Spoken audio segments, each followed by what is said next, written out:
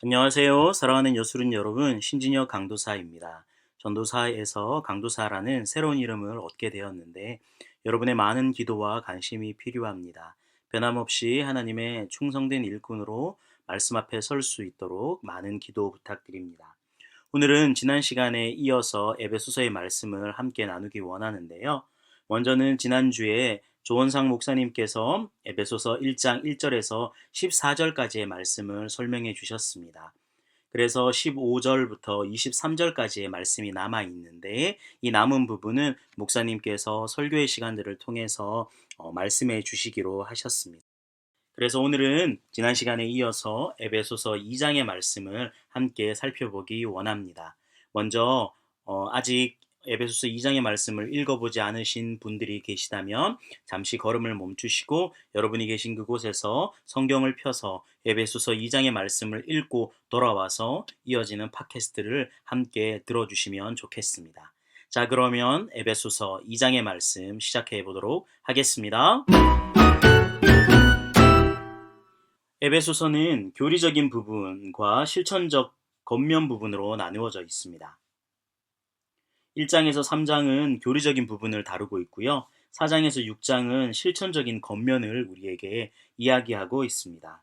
먼저 교리적인 부분에서 바울은 허물과 죄로 죽었던 죄인을 구원하시기 위해 하나님이 얼마나 놀라운 구원 계획을 세우시고 그 계획을 성취하시기 위해 그리스도를 통해 얼마나 놀라운 은혜를 베푸셨는가를 에베소서를 통해 설명하고 있습니다. 조금 더 세부적으로 살펴보면 오늘 본문인 에베소서 2장은 이 교리적인 부분의 핵심으로 신학적인 해설의 내용이라고 할 수 있겠습니다. 먼저는 하나님과 단절되었던 인간의 과거 상태를 1절에서 3절 부분에서 언급하고, 이어서 죄인을 구원하시기 위해 하나님이 행하신 일과 그 구원이 가지고 온 결과를 4절에서 10절의 말씀을 통해 설명하고 있습니다. 조금 더 세부적으로 살펴보면 먼저 1절에서 바울은 하나님으로부터 분리되었던 회심 전의 상태를 묘사하고 있습니다. 이 상태는 1절에 기록된 것처럼 허물과 죄로 죽은 상태였습니다. 2절에 기록된 것처럼 공중의 권세 잡은 자, 곧 지금 불순종의 아들들 가운데서 역사하는 영에게 지배받던 상태였죠. 이어서 3절에 기록된 것처럼 이런 상태는 유대인들도 예외가 아니었습니다. 유대인들 역시 육체의 욕심을 따라 지내며 육체와 마음에 원하는 것을 하여 다른 이들과 같이 본질상 진노의 자녀였다라고 회심 전에 우리의 상태에 대해서 사도 바울이 1절과 3절의 말씀들을 통해서 지적하고 있습니다. 이어서 4절에서 10절의 말씀을 통해 바울은 그런 죄인을 구원하기 위한 하나님의 놀라운 역사에 대해 설명하고 있습니다. 특별히 유대인의 회복에 대해 논하면서 그들 역시 하나님이 제시하신 유일한 회복의 길인 예수 그리스도를 믿음으로 온전해질 것이라고 4절에서 7절의 말씀을 통해 설명하고 있습니다. 다시 바울은 8절에서 9절의 말씀에서 이방인의 회복 문제로 돌아와 그들 역시 하나님의 은혜로만 구원받을 수 있다고 가르치고 있습니다. 더하여서 그렇다면 유대인 성도나 이방인 성도나 모두 하나님의 계획하심에 의해서만 구원받을 수 있다라는 거죠. 바울은 모두가 이 사실을 깨닫고 선한 일을 위해 창조된 자들답게 하나님의 뜻을 따라 온전한 교회를 이루어야 한다라고 결론적으로 10절의 말씀을 통해 우리에게 이야기하고 있습니다. 나누었던 본문의 말씀을 다시 살펴본다면 우리가 나누었던 1절에서 10절까지의 말씀을 살펴보면 바울은 구원받기 전 우리의 참혹한 상태를 언급한 후에 하나님의 놀라운 은혜로 우리가 영생을 얻었음을 강조하고 있습니다. 그래서 1절에서 3절은 허물과 죄로 죽은 삶에 대해, 그리고 4절에서 7절은 그리스도 안에서 얻은 새로운 생명의 삶에 대해, 마지막 8에서 10절을 통해 하나님의 선물로 주어진 구원에 대해 우리에게 언급하고 있습니다. 더해서 본문 속에서 발견할 수 있는 하나님, 그 하나님은 어떤 분이시냐? 하나님은 허물과 죄로 인해 죽을 수밖에 없는 우리를 불쌍히 여기시는 분이십니다. 하나님은 그리스도를 통해 우리에게 영생을 선물로 주시고 우리가 선한 일을 행하며 살아가게 하시는 분이심을 우리는 발견하게 됩니다. 우리가 읽었던 에베소서 2장 1절에서 10절의 강조점을 살펴보면 먼저는 구원받기 전 우리의 모습을 계속해서 1에서 3절의 말씀을 통해 드러내며 강조하고 있습니다. 1절에서 허물과 죄로 죽었던, 2절에서 세상 풍조를 따르고 공중의 권세를 잡은 자를 따랐던, 3절에서 본질상 진노의 자녀이었던 우리의 모습, 우리의 실상에 대해 바울은 먼저 언급하고 있습니다. 그러나 그것이 끝이 아니라 그러하기에 그리스도 안에서 새롭게 얻은 삶, 하나님이 예수 그리스도를 통해 우리에게 주시기 원하는 새로운 삶의 모습이 어떠한가에 대해 이야기하면서 그리스도 안에서 새롭게 얻은 삶이 어떠한지를 과거의 삶의 모습과 대조하며 강조하고 있는데, 그것이 4절에 기록된 것처럼 긍휼이 풍성하신 하나님이 5절에 기록된 것처럼 우리를 그리스도와 함께 살리셨고, 6절에 기록된 것처럼 이제 함께 일으키사 함께 하늘에 앉히셨다라고 이야기하며 과거의 삶과 그리스도 안에서 누리게 되어지는 새로운 삶을 비교하고 있습니다.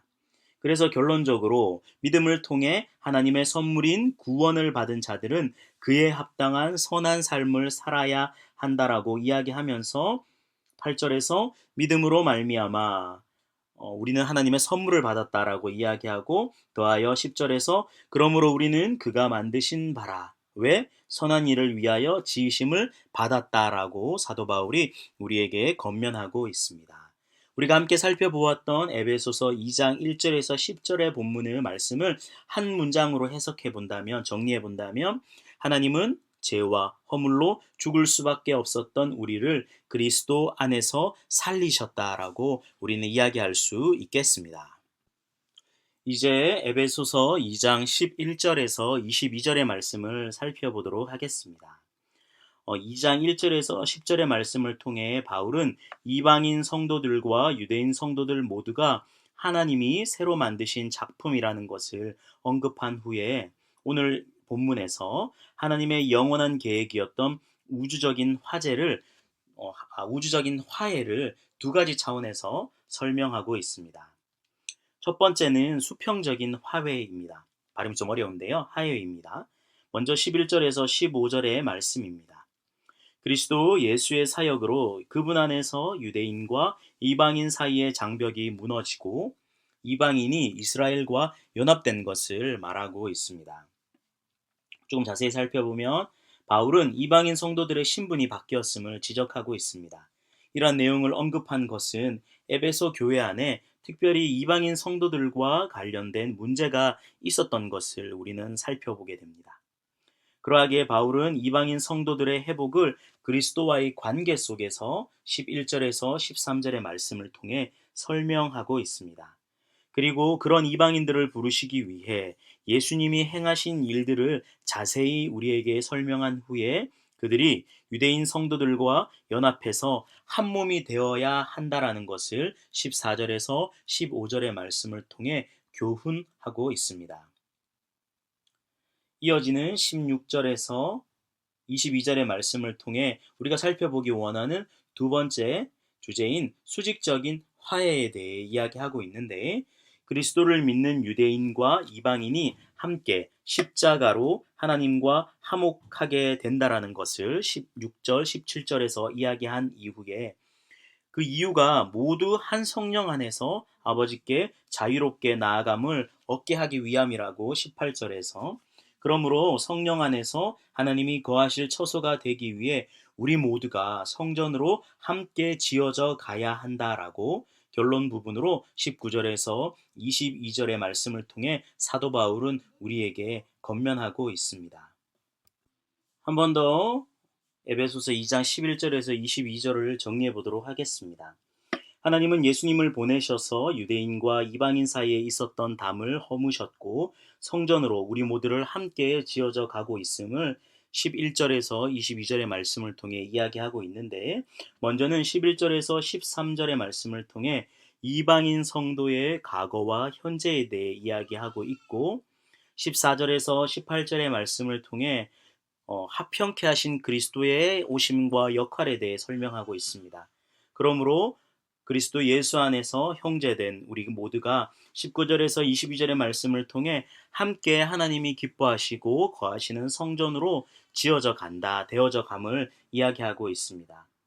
그러하기에 에베소서 2장 11절에서 22절의 말씀을 통해 발견할 수 있는 하나님은 예수 그리스도를 통해 유대인과 이방인 사이에 있었던 적대감과 차별을 해파하시는 하나님이심을, 또한 그들이 하나된 지체로서 함께 하나님 앞에 나올 수 있도록 그 회복의 길을 여시는 하나님이심을 우리는 고백하게 됩니다. 본문 속에서 살펴보게 되는 주요 강조점은 먼저는 이방인 성도의 과거와 현재 상태가 뚜렷하게 대조된다는 점입니다. 11절 그때에 할례를 받지 않은 무리라 칭함을 받는 자들이 12절 그리스도 밖에 있었다. 13절 이제는 그리스도의 피로 그들이 가까워졌다라고 이야기하면서 이전에는 이방인 성도가 이런 존재였으나 그리스도 예수 때문에 이제 그리스도의 피로 가까워진 우리의 형제가 되었다라고 이방인 성도의 과거와 현재 상태를 강조하고 있죠. 더해서 예수님의 죽음을 통해 이루어진 아름다운 화평을 시각적으로 우리에게 보여주고 있습니다. 막혀 있었으나 14절의 말씀 중간에 막힌 담을 자기 육체로 허시고 16절 원수된 것을 십자가로 소멸하시고 18절 아버지께 나아감을 얻게 하셨다라고 이야기하면서 결국은 이방인과 유대인이 하나 될 수 없는 존재였지만 예수 그리스도의 오심과 죽으심을 통해 우리 안에 이루어진 아름다운 하나됨, 화평을 우리에게 소개하고 있습니다. 그러면서 마지막으로 하나님이 그리스도를 통해 우리에게 이루신 결과물을 이야기하면서 19절에 우리는 동일한 시민이요 하나님의 권속이라 21절에 그러므로 하나님이 거하시는 성전이 되어가고 22절에 함께 지어져 가고 있다라고 계속해서 바울은 우리에게 강조하고 있는 것을 보게 됩니다. 살펴보았던 에베소서 2장 11절에서 22절을 한 문장으로 정리해 본다면 하나님은 예수님을 통해 우리 가운데 있는 적대감을 허무시고 우리가 모두 함께 그분께 나아갈 수 있도록 해 주셨다라는 것입니다. 에베소서 2장의 말씀을 정리해 보도록 하겠습니다. 가끔 우리는 우리가 받은 구원의 은혜가 얼마나 귀중한 것인지 깨닫지 못할 때가 많이 있습니다. 그 이유는 죄로 죽을 수밖에 없었던 우리의 비참했던 과거를 너무나 쉽게 잊어버리기 때문이죠. 구원받기 전에 우리는 허물과 죄로 죽을 수밖에 없는 자였습니다. 그러나 하나님은 우리를 긍휼히 여기시고 그리스도를 통해 우리에게 생명을 주셨습니다. 하나님은 믿는 자에게 구원이라는 선물을 주셨습니다. 그래서 죽음이 생명으로 바뀌고 수치가 영광으로 바뀌는 놀라운 일들이 일어나게 된 것입니다. 그러나 이 에베소서가 기록되어졌던 바울 시대, 또 초대교회 시대에서는 여전히 차별이 존재했었습니다. 특별히 유대 사회, 유대인들은 이방인을 멸시하고 그들을 차별했죠. 그래서 그 멸시와 차별이 튼튼한 담처럼 자리 잡고 있어서 이방인과 유대인이 서로 화해하거나 하나 되거나 친구가 되는 것은 거의 불가능한 일이었습니다. 그러나 예수님 안에서 놀라운 변화가 일어나게 된 것입니다. 하나님은 예수님을 통해 모든 사람을 언약 백성으로 삼으셨습니다. 예수님은 우리 가운데 있는 적대감과 차별의 벽을 허무셨습니다. 그리고 이제 우리가 연합하고 하나 되어 성장할 때 하나님이 우리 안에 거하시고 우리에게 더 풍성한 은혜를 주신다라고 이야기하고 있습니다. 바라기는 복음으로 인해 세상에서 가장 하나 되기 어려웠던 유대인과 이방인이 예수님 안에서 한 몸이 되는 역사가 나타났던 것처럼 오늘을 살아가며 우리 삶에도 이렇게 하나님을 알지 못하는 이들에게 하나님의 복음을 전하고 나눔으로 그들을 하나님의 자녀와 백성으로 삼아가는 놀라운 기적을 통해 우리 삶에도 세상과 나뉘어져 하나 될 수 없었던 인생이 변하여 그들을 형제라 자매라 부르고 그들을 복음으로 초대할 수 있는 그렇게 하나 되어지는 놀란 구원의 역사가 오늘 우리의 삶에, 우리의 가정에, 우리의 직장에 가득하기를 간절히 소망합니다. 지금까지 여수른 팟캐스트 에베소서 2장이었습니다. 다음 시간에 다시 만날 때까지 모두 강건하세요. 사랑하고 축복합니다.